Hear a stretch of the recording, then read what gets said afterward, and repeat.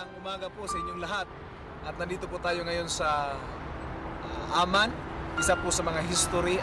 According po sa history, it's 1200 BC, Rabath Ammon.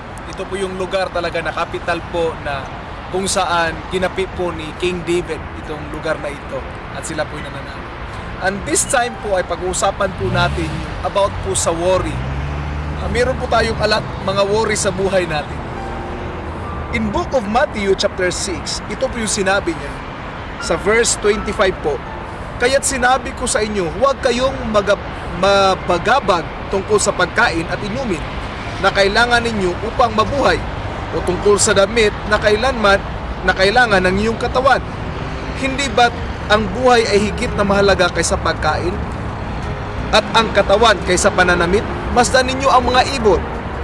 Hindi sila naghahasik ni nag-aani o kaya'y nagtitipon sa bangan. Gayon man, pinapakain sila ng inyong amang nasa langit. Hindi ba't higit kayong mahalaga kaysa mga ibon? Sino ba sa inyo ang makapagpahaba ng inyong buhay ng kahit isang oras sa pamamagitan ng kanyang pagkabalisa? At bakit kayo mabagabag tungkol sa pananamit? Isipin ninyo kung paano sumibol ang bulaklak sa parang. Hindi sila nagpapagal ni humahabi man. Ngunit ito ang sasabihin ko sa inyo, maging si Solomon ay hindi nakapagsuot ng kasing ganda ng isa sa mga bulaklak na ito, bagamat napakariringal ng mga damit niya. Kung ang mga damo sa kabukiran ng buhay ngayon at kinabukas ay igagatong sa kalan, ay dinaramdam ng Diyos, kayo pa kaya?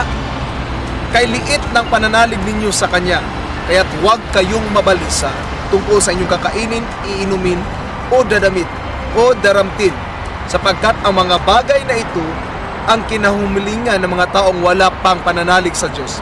Alam ng inyong amang nasa langit na kailangan ninyo ang lahat ng ito. Ngunit, ito po ang pinakamagandang verse, ngunit, pag sumakitan ninyo ng higit sa lahat ang pagharian kayo ng Diyos at mamuhay ng ayon sa kanyang kalooban at ipagkaloob niya ang lahat ng kailangan ninyo.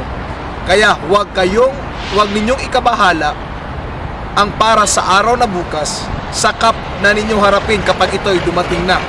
Sapat na sa bawat araw ang kanyang mga suliranin. Sa umaga pong ito, nais ko pong ipaalam sa inyo na hindi po tayo dapat mabahala sa buhay. Meron na po ba kayo nakikitang ibon na kumakamot sa kanyang ulo dahil po merong krisis sa Pinas? O di kaya po, nakakita na po ba kayo ng ibon na na-heart attack at nahulog mula sa puno dahil nga po nakikita niya yung pamilya niya ay wala nang makain? Wala po. Dahil ang mga ibon, alam po nila na kahit hindi sila magpapagal ay isusupply ng ating Panginoon lahat ng mga bagay na yan. Sabihin ko po sa inyo na hindi po dapat natin isipin masyado o hindi po tayo dapat mag-worry sa buhay, mga kapatid. Kasi po ang worry po ay para po kayong nakaupo sa rocking chair. Marami kayong ginagawa, ngunit wala naman kayong mararating. So, it's like sitting on a rocking chair, doing a lot of things but going nowhere. Ganyan po ang worry sa buhay natin. Kaya sabihin ko po sa inyo, bakit po kayo mabahala kung meron kayong Diyos na pinaglilingkuran? Siya po ang higit nakakaalam. Ito lang po ang solusyon sa lahat ng worry na yan. Ang sabi ng Bible, seek ye first. Unahin po natin ang kaharian ng Diyos at ang kabanalan at ang pamumuhay na may katuwiran. Bakit po? Lahat ng bagay po, sabi po ng Biblia, lahat ng bagay ibibigay po ng ating Panginoon. Isusupply po yan ayon sa ating mga pangangailangan. Huwag po kayong dapat mabahala. Huwag po kayong dapat maproblema. Because the Lord my God will supply all your needs according to His riches and glory.